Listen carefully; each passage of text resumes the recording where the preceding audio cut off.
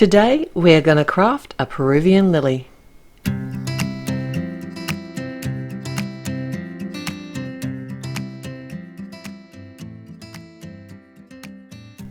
Hi and welcome, it's Therese from Lostinpaper and this is the Altenew Peruvian lily, and I thought I'd just share with you my colours that I chose to use to create this lily today. It is a beautiful flower. And for today's colours, I decided to use some of the gradient cardstock sets, and I have made up my own colour combination for this flower here today. You can get inspired from photos off the web. There are also colour combinations in the layering guide that you can refer to if you're not sure, but it's only cardstock.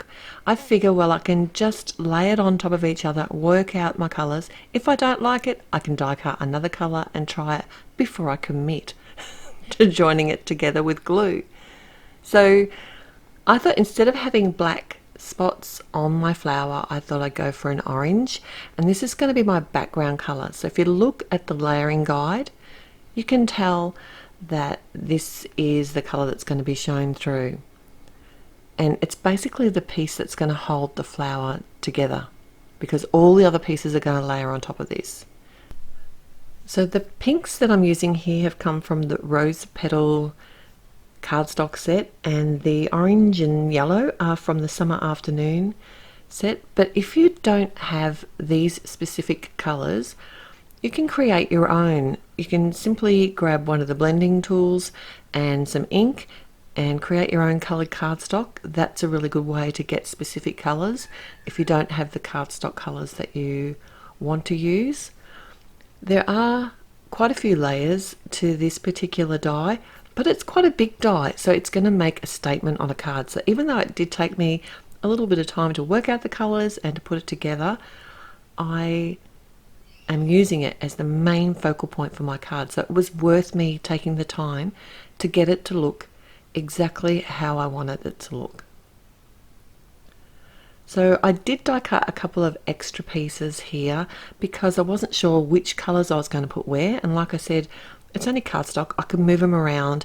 If I wasn't sure, I can actually cut a second colour and just give it a try and see what I like. And to join it together today, I've used a liquid glue. So this is a glue pen which I used on that fine intricate die cut section, and also the dotted glue tape, which I like because it gives me a little bit of time. I can actually lift the die cut pieces apart if I haven't laid them together correctly, or if I really don't like the colours I've used. I can pull it off and throw it away and start again. So this is actually part of the Craft a Flower release blog hop, which is June 2021. So if you are here, you can head through the link below and find other inspiration for this particular die. It'll be linked at my blog, but also you can have a chance to win if you're here in time for the release hop, and also find a full list of supplies that I've used to create this card and all the links and everything there as well. So I did add some pencil to the stamen of the flower just to add a bit of depth. I don't know that I really needed to do that, but for some reason I decided to, and that's just one of the woodless watercolor pencils I used to do that. I layered together some seashore die cut leaves, and I'm stamping directly on the front of the card now with some obsidian ink, and it's a beautiful sentiment from Beauty Within, which is a really pretty stamp set. I love these fonts together. They are really pretty. And then I use my glue tape to actually adhere the leaves directly to the front of my card.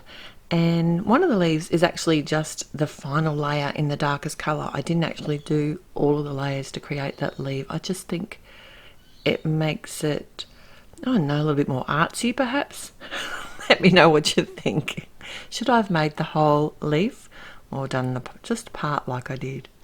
I popped up my flower on the front, and like I said, this is the focal point of my card, and that's my finished card. Thanks so much for joining me today. If you did like today's video, please click on the thumbs up button to let me know that you did, and if you haven't already, I'd really appreciate it if you'd subscribe to my channel. I appreciate every visit that you make here. Till next time, happy paper crafting. Bye.